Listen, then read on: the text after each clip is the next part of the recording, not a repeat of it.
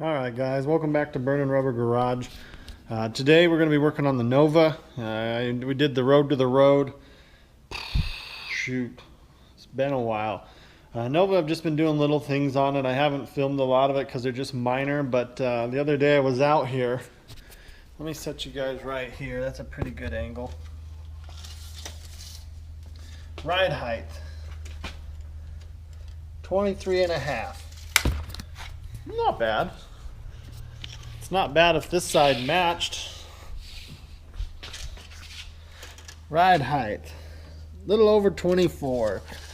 That shock on that side is blown. So with that, what we've got this package that just showed up. Let's see if I can get her to open, and we'll go. There's your lines. Here's your shocks. Two shocks here. These look like they've been used. How nice is that? Way to go, Monroe. Monroe MA706. These look like they've been installed, for God's sakes. What kind of company does that? Thanks, Monroe. I mean, yeah, they're cheap, but still. Trashed at the bottom. Lovely. Gotta love high quality stuff like that. So anyways, we're gonna put on an air suspension. It's the first time I've opened it. It's got everything you're supposedly gonna need here. Lines and everything. So we are gonna get under there and we're gonna put these bad boys in. I was gonna go with a factory replacement, but I thought it might be cool to be able to put a little air in the back in case we ever road trip this thing. So what I'm gonna do to make it a little easier on myself and maybe even to film here is I'm gonna pull the tire off. This guy is sitting way down. The funny thing is when I had it out on the driveway back there, this side was I think close to 22 and the other side was still 24, a little over 24. So when I pulled in, I must hit the brake, shifted the weight forward, so it just won't spring back up. So we're going to pull this side off. Shouldn't be anything too crazy. If you need to learn how to pull off a tire, it's very simple. Make sure the car's got stops in front of the wheels. I've got them on the other side. It's best if your tire's on the ground. Loosen these lug nuts, then get under there with the jack. Put it under, in this case it's a solid axle. Put it under the solid axle and you should be good to go. So sorry about the beeping. Those morons have been going all day. I've been kind of holding off trying to get them not to be working, but the dude that's running that machine sucks. Honestly, he actually sucks at it. He backs up, he screws up, he has to fix it, and he leaves it in reverse. What a moron. Anyways, hopefully it's not too bad. I doubt I'll be able to remove it, but we're gonna go ahead and get this tire off. All right, we're gonna go ahead and cheat here. I'm gonna see if I can get the camera set up so you guys can watch.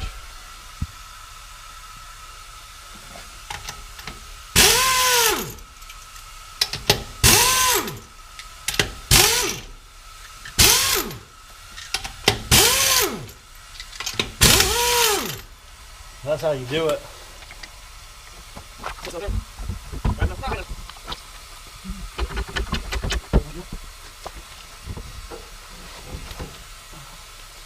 Pull that guy forward and lean it over. All right, now we should be able to get in there and get to the shocks. Down there, up there, and kind of see it's trash. So let's go ahead and get that shock off. All right, I'm gonna grab this guy and put it up there. Fluid going all over there. We got that bottom bolt out. Now I just got to get these top ones out. I'm sure they'll be just as lovely up there as well. So stick with me and we'll get that new shock in. I wanted to show you guys this. I shouldn't be able to compress that so easily because this car weighs a ton. Look, it'll come back up as soon as I put even just a little bit of weight on it.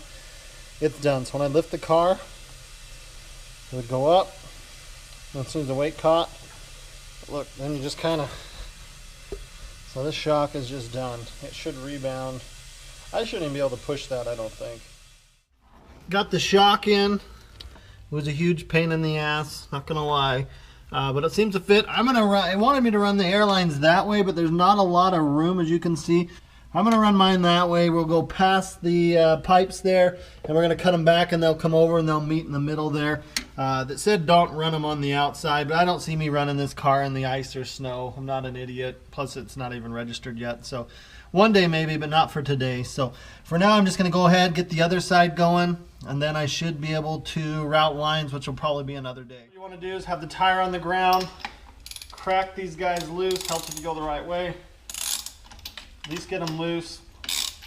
I still got the other side up on a jack. Probably should be up on jack stands, but it's not.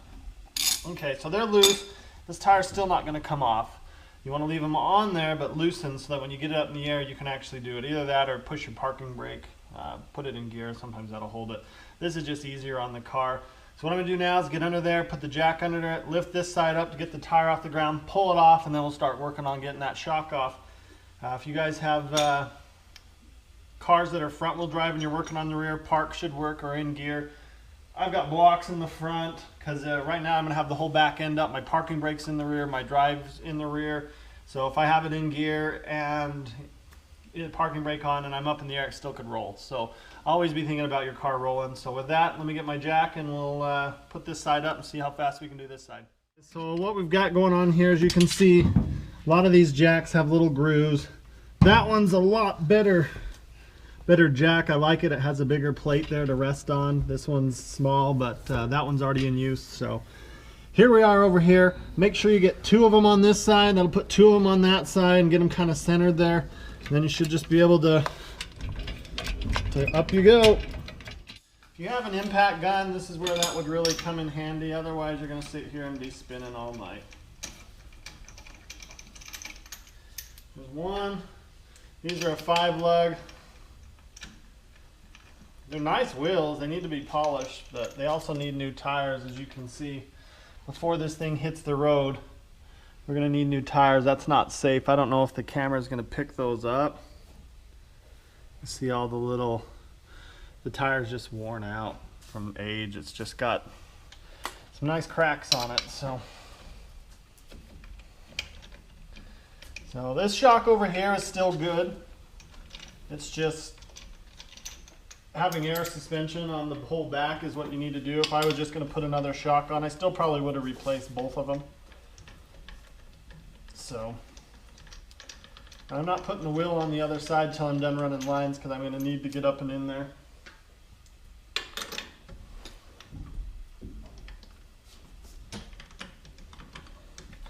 The last one's always a treat.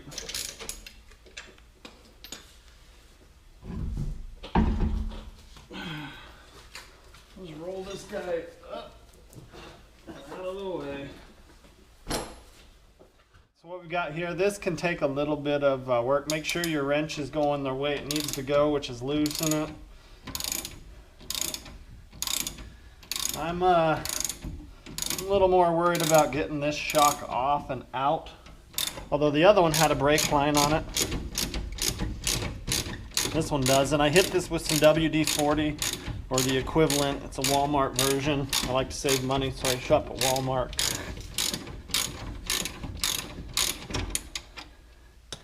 We almost there? We are there. There you go. Remember, save your nuts. So I've got to grab might be able to use this to get it. I usually use a little screwdriver and a rubber mallet, and we'll just pound it through, and then this shock will probably shoot down because it's pretty decent. I'll probably loosen those while we're at it. This car has 2 up top. I don't know if you'll be able to see that like you did on the other side.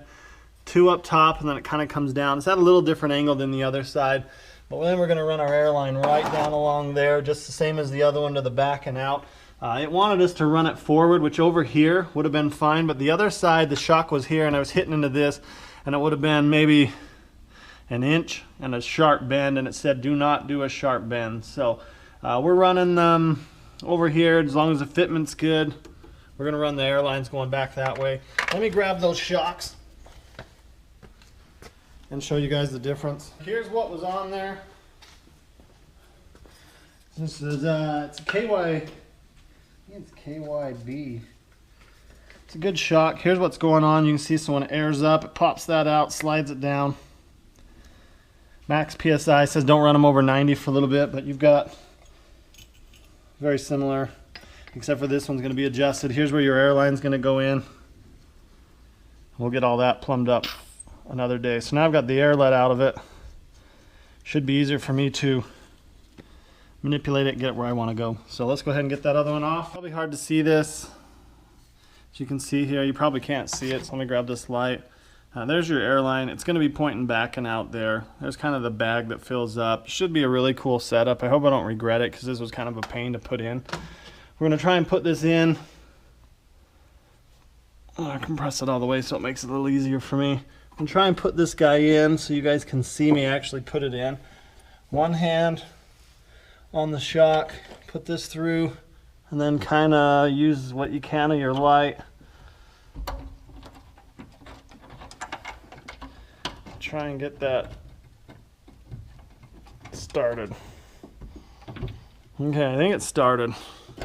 Not really happy with it. Feels like it didn't thread right.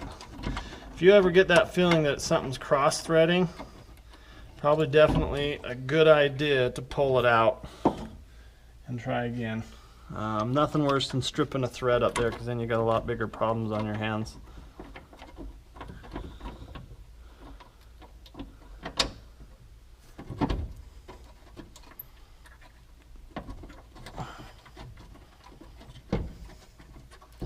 I don't know why that one's going in so good and this one is not.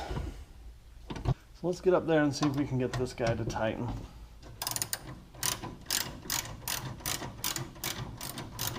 Probably would have been a good idea to use my smaller socket set. I don't want them all the way tight, that's the problem. The reason I say it would have been a good idea to use the smaller one is I'm rubbing up against this, going to take the paint off a little bit, which in turn will probably lead to rusting. Not on this one very good, but it's enough to get it up and somewhat into place. I want it kind of tight where it's going to go. If I have to, I'll grab a wrench. Now what I'm going to do is I'm going to pull this guy down. I'm going to pull it down in front of it. I'm not sure if you can see that there. Pull it down in front of it like that so that I can push it in and try and get this bolt through. So I did spray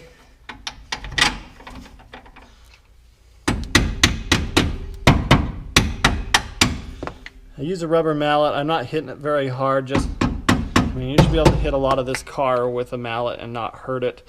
So don't think I'm using like a metal one. No, I just want to give it a little persuasion that I can't seem to do with my hand. Set that on there. This guy's pretty nasty. Kind of see the rust colored stuff coming out of there.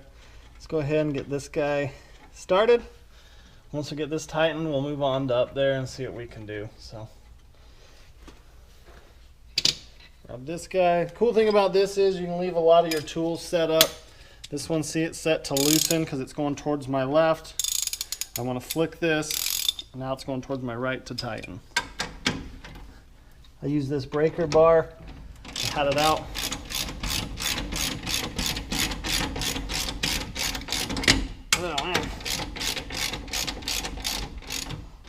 This is where you probably want to make sure you got a good grip. You want to grab down here. You want to make sure you're keeping it tight.